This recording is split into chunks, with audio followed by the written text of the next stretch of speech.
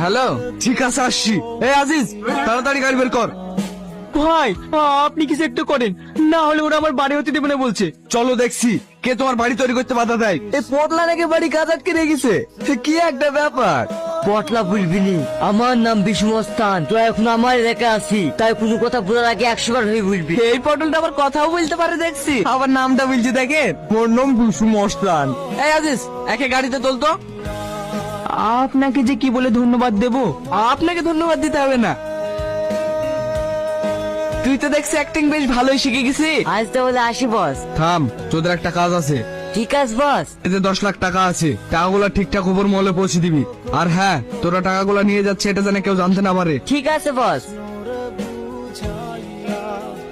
কি সমস্যা রে তোর? তুই জানিসই আমার কি সমস্যা, আমি তোকে আজ থেকে ভালোবাসি বল। তুই ভালোবাসিস তো আমি কি করবো? তুই কি করবি মানে?